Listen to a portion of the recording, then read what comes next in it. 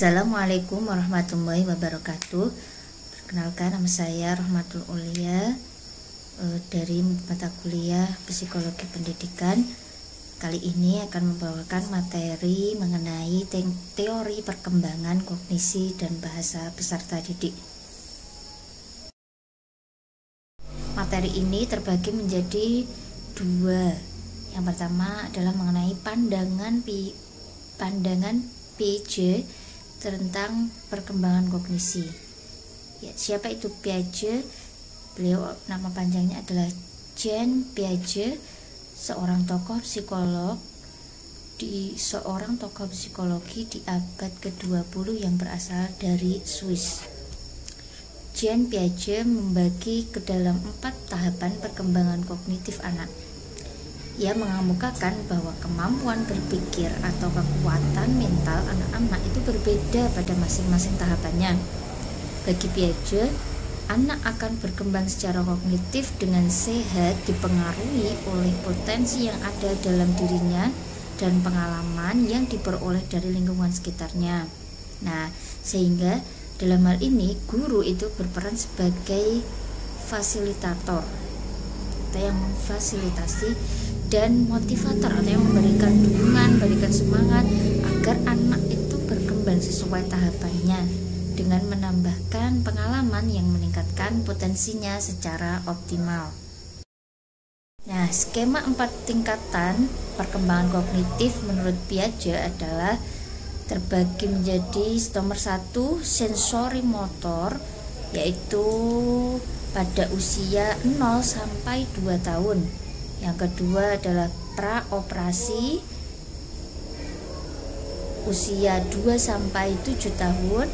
3 operasi konkret dari usia 8 sampai 11 tahun.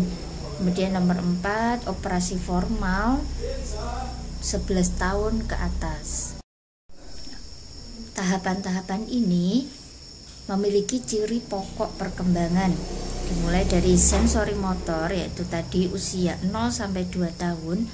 Itu ciri pokok perkembangannya adalah berdasarkan tindakan seperti belajar melalui indera dan gerakan.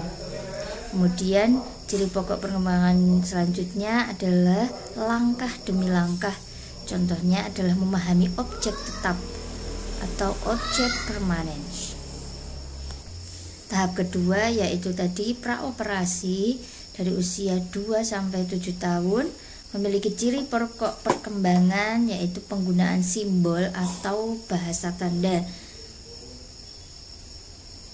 Ya, mereka belum mampu logika abstrak. Kemudian tahap ketiga operasi konkret usia 7 sampai 11 tahun, memiliki ciri pokok perkembangan pakai aturan jelas atau logis. Kemudian contohnya mulai berpikir logis tentang objek fisik. Kemudian yang kedua reversibel dan kekekalan. Contohnya memahami konservasi seperti perhitungan volume dan jumlah. Tahap keempat yaitu tahapan operasi formal usia 11 tahun ke atas, memiliki ciri pokok perkembangan hipotesis, abstrak, deduktif, dan induktif, logis, dan probabilitas. Pembahasan yang kedua adalah pandangan Vygotsky tentang perkembangan bahasa. Lev Vygotsky adalah seorang tokoh psikologi yang berasal dari Rusia. Ia menempatkan bahasa sebagai alat utama dalam perkembangan kognitif dan sosial anak, termasuk peserta didik. Ia menekankan pada interaksi sosial dan budaya. Teori perkembangan kognitif menurut Vygotsky, ia mengelompokkan teori perkembangan kognitif menjadi 3, yaitu pertama, Zone of Proximal Development atau ZPD. Nah, apa itu? Serangkaian tugas yang sulit dikuasai oleh seorang manusia, terutama anak-anak, secara Kesulitan tersebut dapat diatasi dengan bantuan dari orang dewasa atau teman sebaya yang lebih mampu untuk membantunya. Berikut referensinya. Dan ZPD tadi terbagi menjadi dua. Yang pertama adalah tingkat perkembangan aktual atau actual development level, yakni berupa pemecahan masalah secara mandiri. Seperti mahasiswa itu walaupun tidak dijelaskan secara rinci oleh dosen, itu seharusnya sudah bisa mengerjakan tugasnya sendiri.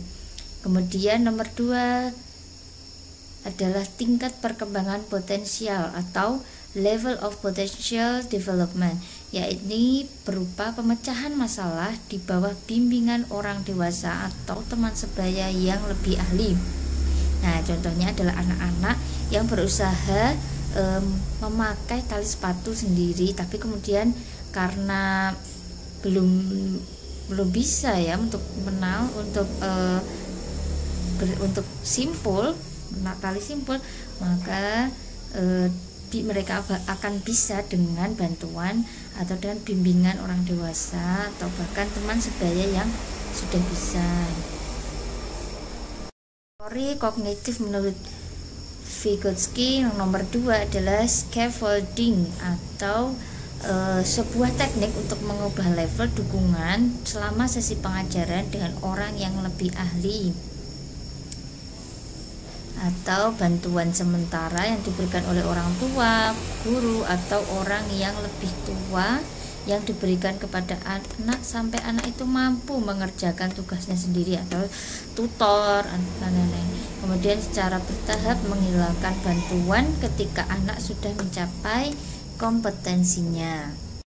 Scaffolding sendiri adalah guru atau teman sebaya yang lebih mampu. Scaffolding juga disebut dengan pemberian sejumlah bantuan kepada seorang manusia atau anak selama tahap awal pembelajaran. Ya, yang bisa disebut juga tutor akan memberikan beberapa stimulus kepada anak. Ketika awal diberikan tugas, anak biasanya belum mengerti bagaimana sih cara mengerjakannya. Nah, kemudian saat kemampuan anak semakin meningkat, maka pelan-pelan guru atau tutor akan mengurangi bimbingannya sedikit demi sedikit. Perkembangan kognitif menurut Vygotsky yang ketiga adalah bahasa dan pikiran. Menurut Vygotsky, manusia menerapkan bahasa untuk merencanakan, membimbing, dan memonitor perilaku mereka. Bahasa digunakan manusia tidak hanya untuk komunikasi sosial, tetapi juga untuk membantu menyelesaikan tugas-tugas. Konsep bahasa dan pikiran ini menurut Vygotsky terbagi menjadi dua. Yang pertama adalah private speech atau percakapan sendiri. Nah, percakapan sendiri itu adalah kebiasaan anak berbicara dengan keras kepada dirinya sendiri tanpa maksud berbicara dengan orang lain. Nah, hal ini normal terjadi pada usia 3-5 tahun. Contohnya, seorang anak yang berjalan bersama teman-temannya melewati sebuah jembatan. Secara tidak langsung, anak akan bicara pada dirinya sendiri dengan keras. Awas, hati-hati, ayo kita nyeberangi sungainya, hati-hati, awas ada buaya. Buaya itu akan memakan kita. Kurang lebih seperti itu. Kedua adalah inner speech atau anak yang menggunakan kemampuan berbicara sendiri tidak hanya untuk diterapkan dalam berkomunikasi atau berinteraksi dengan orang di sekitar saja, tetapi juga untuk merencanakan dan mengendalikan perilakunya. Kondisi tersebut disebut dengan percakapan batin. Nah, inner speech ini akan terbawa sampai anak tersebut dewasa atau sampai menjadi manusia dewasa.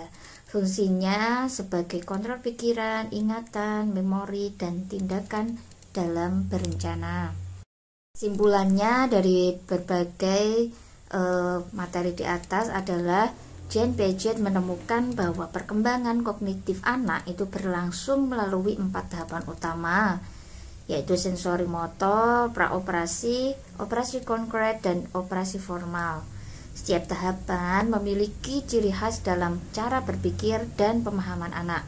Perkembangan ini dipengaruhi oleh potensi internal anak dan pengalaman dari lingkungan, di mana seorang guru itu berperan sebagai fasilitator dan motivator untuk mengoptimalkan potensi tersebut. Kemudian ada tokoh Lev Vygotsky menekankan pentingnya bahasa sebagai alat utama dalam perkembangan kognitif dan sosial anak. Ia menyoroti peran interaksi sosial dan budaya dalam pembelajaran. Konsep penting dari Vygotsky adalah Zone of Proximal Development atau ZPD, yaitu jarak antara kemampuan aktual anak dan kemampuan potensial yang dapat dicapai dengan bantuan orang lain yang lebih ahli. Kemudian teknik scaffolding merupakan cara pemberian bantuan yang disesuaikan dengan kemampuan anak selama proses belajar, di mana bantuan secara bertahap dikurangi seiring meningkatnya kemampuan anak. Vygotsky juga membedakan antara private speech atau bicara sendiri yang terdengar dan inner speech atau percakapan batin yang berfungsi sebagai alat kontrol diri dalam berpikir dan bertindak. Secara keseluruhan, kedua teori ini menegaskan bahwa perkembangan kognitif dan bahasa anak adalah proses dinamis yang dipengaruhi oleh interaksi antara kemampuan internal dan lingkungan, serta peran aktif pendidik dalam mendukung proses belajar anak agar berkembang optimal sesuai dengan tahapannya.